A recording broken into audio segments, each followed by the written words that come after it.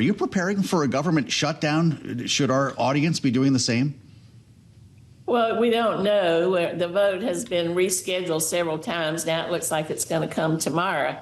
The Democrats are voting no, though, because there's no consideration of health care and putting back some of the cuts that have been made to Medicaid or extending the subsidies for Obamacare. And it would be an easy fix. If you can't help people who need health care, what's the point? And you leave the government open, they just take advantage of that and use it to cut more programs. So I think you'll see Democrats sticking together as a no, and who knows what their side's going to do.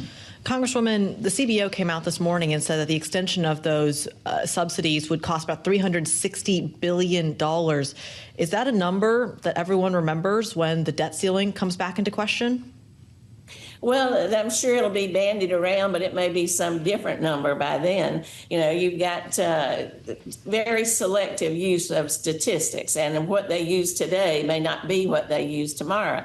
You know, this is a time when the Republicans control both houses. They control the president. They control most of what the court's doing at the highest level. So if this shuts down because they won't provide those subsidies, then they're going to have to do the explaining because it's going to all be on them. Republicans who have joined us, Congresswoman, have suggested that there is still time. That the current CR that is going to hit the floor expires on the 21st of November. Of course, the subsidies expire at the end of the year. Would that not allow time for a robust debate around Obamacare subsidies and government funding by the end of the year? Well, it could if they would allow it, or if they have any interest in doing it. You've already heard the president say, oh, don't bother with what the Democrats want. There's been no input from our side, so you're really just kicking the can down the road. There's no indication that they'd come to the table later. They haven't come to the table up until now. They've had plenty of time. It's not like this came as a surprise that this deadline was here. Congresswoman, we are just getting some headlines coming from the president as he speaks to a gaggle on Air Force One. If you'll bear with me, I'd like to read them to you. He's talking about taking away the TV licensing, saying it's up to the FCC's Brendan Carr. He also goes on to say that TV licenses should be taken away if it's bad publicity for me. This, of course, follows the news overnight where we did see Jimmy Kimmel being put on indefinite leave from ABC around some of his comments around Charlie Kirk and the assassination there. Congresswoman, your response to his comments? Well, it's astounding to me that the president would say we're going to take away freedom of speech for somebody who criticizes me. I mean, it's all about me with this president. I think somebody quoted saying that these regulatory agencies that are supposed to be watchdogs have just become lapdogs. They just do whatever he wants. The Justice Department, that's just become his personal lawyer. The FCC, you name it, whatever he wants, that's what they do. What has happened to the Constitution, the Bill of Rights? You may not like what Jimmy Kimmel says, maybe it's inappropriate, so maybe you disagree with it, but you can't just take away somebody's First Amendment rights because they don't like what you're wearing or what you're saying or, you know, making you look bad, but then you don't appreciate it. I mean, good God, that's what the Constitution is there for. Well, maybe does this help Las Vegas? Jimmy Kimmel off the air, you can go into residency on the Strip, no? Well, Las Vegas needs some help. I'm glad you brought that up because with all the uncertainty and the tariffs and insulting our international customers like Canada, it's hard to make them mad. They're such nice people. Tourism is down in Las Vegas, so maybe Jimmy Kimmel will perk up the Strip. That's interesting. Of course, this is your home district. I talked to Derek Stevens about this at Circa a couple weeks ago about some of the declines that we've seen in traffic. Of course, he's doing pretty well at Circa with betting on the rise. And it brings us to an important story that you've got your hands on. A House committee rejected your attempt to restore a full federal tax deduction for gambling losses. We've talked about this, Congresswoman, on this program before. That's why Derek Stevens joined us, because the president's big, beautiful bill would only allow you to deduct 90% of losses if I come to your hometown of Las Vegas. Not that I ever lose there.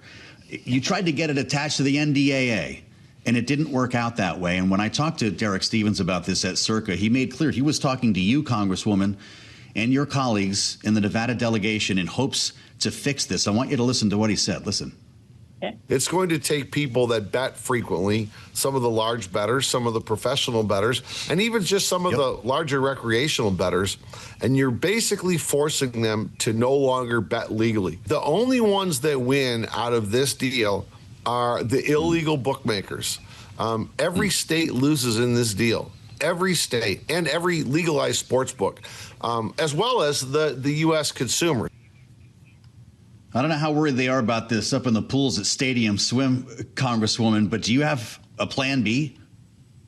Well, I do, and I really appreciate Derek Stevens. He's been a great ally on this and kind of rounding up the gaming industry, because they weren't engaged in it too much from the beginning because they liked other parts of that big, beautiful bill. But he's really gotten them energized, and I completely agree with him. But in the first place, you don't tax somebody on money they don't have. It's like ghost money, phantom money.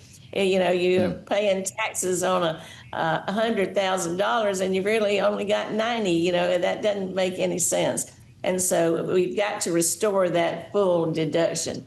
I'm going to use any mechanism possible. We've got the bill that stands on its own. We had the chairman of the Ways and Means Committee saying he wanted to fix it. We've got bipartisan support. The other Republican co-chair of the Gaming Caucus is on board with the bill. We can perhaps attach it to another bill come to fix what they did last time that was wrong. Maybe there's a bill at the end of the term. It's like kind of like the Christmas tree bill where you do tax extenders. So we're not giving up. Now, remember, too, you've got a whole nother year. This doesn't go into effect until the end of next year for next year's taxes. So there is time to get this done. It's a little frustrating, though. The Republicans stuck this in there. Then they suddenly realized, oh, where did this come from? This is a bad idea. And there's so many easy ways to fix it. It's like one sentence, and yet they don't seem to want to do it. Well, it doesn't sound like you're giving up, and you have some time to work with, Congresswoman. Yes. Well, there's a report now that Las Vegas is in talks with the NFL to host the 2029 Super Bowl. Is that the kind of deal that brings tourism back to the way you want it in Las Vegas? Oh, absolutely. That'll be right in my district. We have that fabulous Allegiant Stadium. Las Vegas used to just be kind of a gambling entertainment town, but now we're a sports town. Aces and the Knights and the Raiders and the A's. So it'd be great to have the Super Bowl. I'm looking forward to seeing that new baseball stadium. So you play in the slots or the tables, Congresswoman? What's your taste? I kind of like a crap game myself. How about that? Interesting. Is this now? Are you on the Strip or Fremont Street? Where do you go in Las Vegas? Well, you know, it's interesting. When you live in Las Vegas, a lot of people come to visit you. And I wonder if they're visiting me or they just want to come for Las Vegas. So we take them wherever they want to go. Downtown and the Strip are both in my district.